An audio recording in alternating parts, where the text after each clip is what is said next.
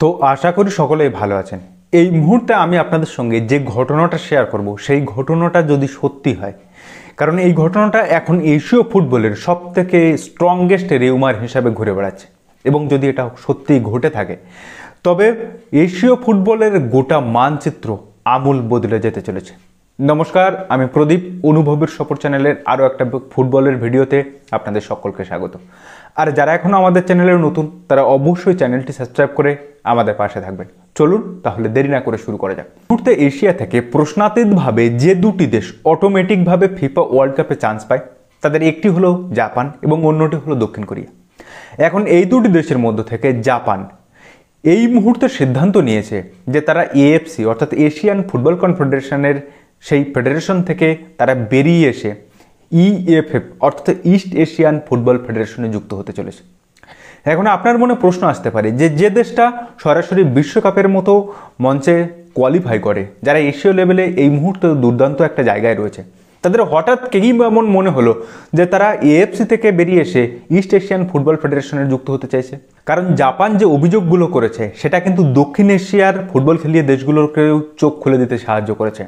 তো জাপানের প্রথম অভিযোগটা হলো যে এশিয়ান লেভেলে যে ম্যাচগুলো খেলা হচ্ছে সেই ম্যাচে এএফসি আনফেয়ার ডিসিশন নিচ্ছে এবং আনবায়াসড থাকতে পারছে না, অর্থাৎ নিরপেক্ষতা বজায় রাখতে পারছে না। এএফসি যখন এশিয়ান লেভেলের কোনো ম্যাচ হচ্ছে সেখানে বারবার এএফসি পক্ষপাতিত্ব নিচ্ছে কোনো না কোনো দেশের হয়ে।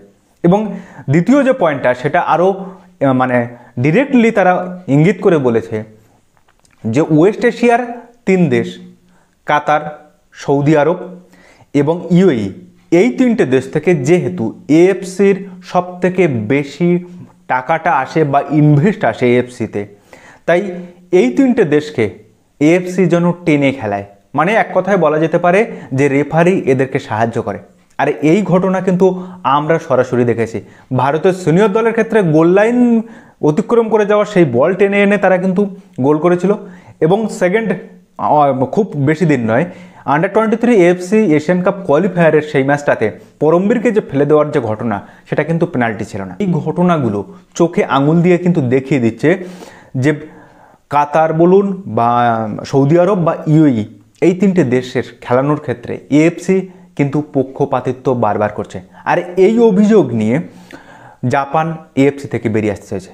এখন আমার এই কথাটা শোনার পরে অনেক সমর্থক অনেকে বলবেন যে তাহলে ক্রিকেটের ক্ষেত্রেও তো এমন হয় যে এই মুহূর্তে যেহেতু ভারতীয় ক্রিকেট বোর্ড সবথেকে ধনীতম ক্রিকেট বোর্ড, তাই আইসিসি ভারতকে বিভিন্ন রকম সুবিধা দিয়ে থাকে।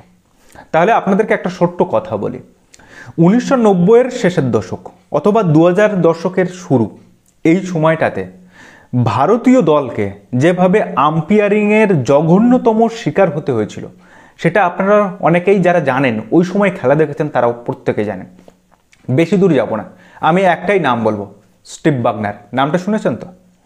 এই স্টিভ বাগনার কতবার যে সচিন তেন্ডুলকর এবং রাহুল দ্রাবিড়কে ভুল আউট দিয়েছেন এবং অস্ট্রেলিয়াকে বারবার ওই সময়টায় সাপোর্ট করে গেছেন, সেটা আপনারা ওই সময়কার খেলাগুলো দেখলে বুঝতে পারবেন। তো এটা নিয়ে আমি আর কথা বলতে চাই না। তো এই মুহূর্তে এই পূর্ব এশিয়া এবং দক্ষিণ পূর্ব এশিয়াতে দুটো ফেডারেশন আছে, একটা হচ্ছে ইস্ট এশিয়ান ফুটবল ফেডারেশন আর একটা হচ্ছে সাউথ ইস্ট ফুটবল ফেডারেশন বা আসিয়ান গোষ্ঠীভুক্ত দেশ। তো ইস্ট এশিয়ার যে দেশগুলো আছে এর মধ্যে 10টা সদস্য আছে ফুল মেম্বার। তার মধ্যে আছে দক্ষিণ কোরিয়া, উত্তর কোরিয়া, চায়না, আপনার চাইনিজ তাইপে এবং হংকং ও জাপানের মতো দেশ, এবং জাপান পুরোপুরি এই জায়গাটায় চলে আসতে চাইছে। অন্যদিকে দক্ষিণ পূর্ব বা আসিয়ান কান্ট্রিভুক্ত যে দেশগুলো আছে তার মধ্যে আছে কি Singapore, Thailand, Malaysia, Myanmar, Indonesia, Vietnam, ব্রুনেইয়ের মতো দেশ। এবং সবচেয়ে মজার জিনিস কি জানেন? অস্ট্রেলিয়া 2006 সালে যখন এএফসি থেকে সরে ইস্ট এশিয়ান ফুটবল ফেডারেশনে যায়, তারপর সেখান থেকে 2013 সালে তারা কিন্তু এই আসিয়ান কান্ট্রিভুক্ত দেশগুলোতে চলে আসে। তো এখন অস্ট্রেলিয়ার মতো যদি আমাদের সাব কান্ট্রিভুক্ত দেশগুলো, অর্থাৎ যারা ভালো খেলছে এই মুহূর্তে দক্ষিণ এশিয়ার দেশের মধ্যে, শ্রীলঙ্কা বলতে পারেন, বাংলাদেশ বলতে পারেন, ভারত, তো এদের কিন্তু সামনে একটা চোখ খুলে গেছে।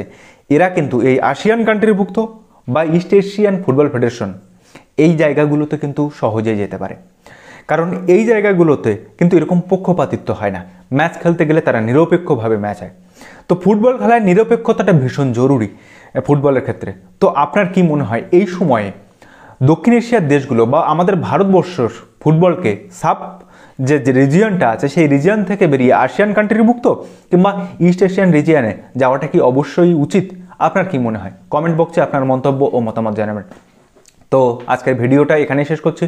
ভিডিওটা যদি ভালো লাগে তাহলে অবশ্যই আপনার বন্ধুবান্ধব ও চেনা জানা মানুষের মধ্যে শেয়ার করে তাদেরকেও জানার সুযোগ করে দেবেন।